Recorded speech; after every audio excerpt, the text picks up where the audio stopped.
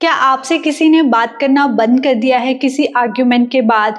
No fighting, no shouting, unread messages. और ये जो साइलेंस है ये आपको कंफ्यूज कर रहा है और आप सेल्फ डाउट करने लगे हो। तो हो सकता है सामने वाला आपको साइलेंट ट्रीटमेंट दे रहा है। साइलेंस ट्रीटमेंट में इंसान आपसे बात करना बंद कर देता है।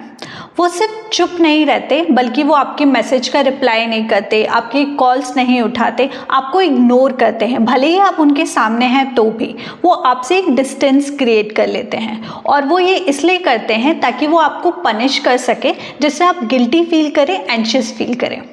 और ये जो साइलेंट ट्रीटमेंट है ये सिर्फ रिलेशनशिप्स में नहीं होते हैं, ये friendship, family, even work place पे भी होता है। बहुत बार आर्ग्यूमेंट्स या डिसएग्रीमेंट्स के बाद बहुत से लोगों को एक स्पेस चाहिए रहता है।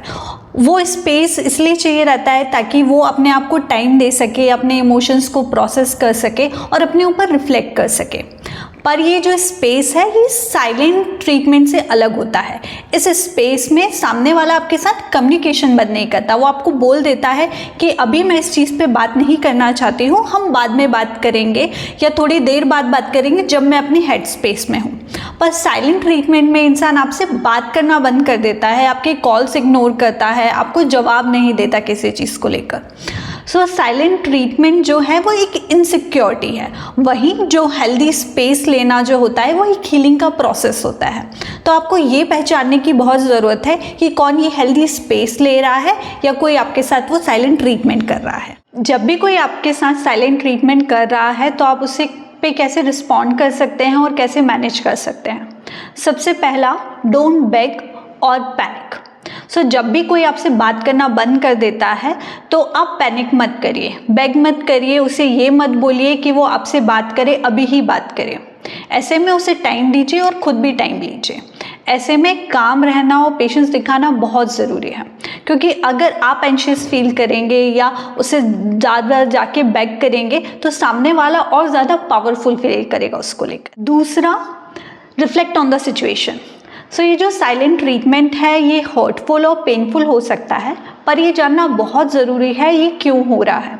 तो जब भी आपके साथ ऐसा कुछ हो तो अपने आप से कुछ सवाल पूछिए।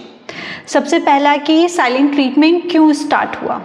दूसरा, कहीं आपने ऐसा कुछ कहा, बोला या आपका कोई ऐसा एक्शन तो नहीं था जो सामने वाले को हर्ट कर गया हो, भले ही वो अनइंटेंशनली हो। तीसरा, ये साइलेंस सामने वाले का स्पेस मानने का एक तरीका है या आपको कंट्रोल करने का एक पैटर्न है। ये जानना बहुत ज़रूरी है कि ये स्पेस लेना चाह रहे हैं या मैनिपुलेट करना चाह रहे हैं। अगर ये कोई पैटर्न है तो फिर ये एक रेड फ्लैग है। तीसरा, tell them and set boundaries.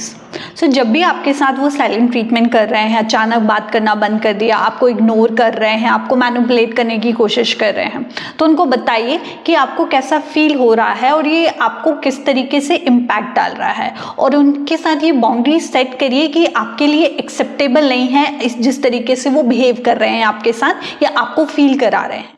चौथा, सेल्फ केयर। सो जब भी कोई आपके साथ ऐसा करता है या फील कराता है तो वो आपकी इमोशनल और मेंटल हेल्थ पे टॉल डालता है।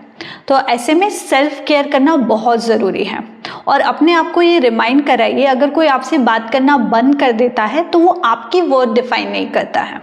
सो ऐसे में जब भी कुछ ऐसा हो रहा है तो अपने साथ वक्त बिताइए, अपने लव्ड वन के साथ वक्त बिताइए, वो चीज़ें करिए जो आपको करना पसंद है। चाहे तो वॉक पे चले जाइए, क्रिएटिव चीज़ें करिए, अपना फेवरेट खाना खाइए।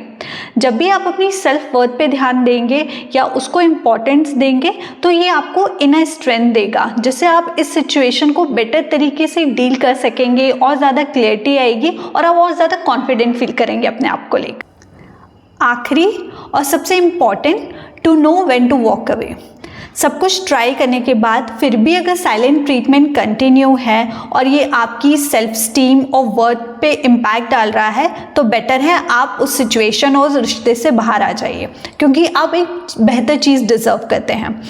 उस रिश्ते से बाहर आ जाना या उस एनवायरनमेंट से बाहर आ जाना, इसका मतलब ये नहीं है कि आपने ट्राई नहीं किया। इसका मतलब ये है कि आपकी मेंटल हेल्थ और इमोशनल हेल्थ इससे ज़्यादा इम्पॉर्टेंट है जो टॉक्सिक एनवायरनमेंट बना हुआ था आपके आसपास।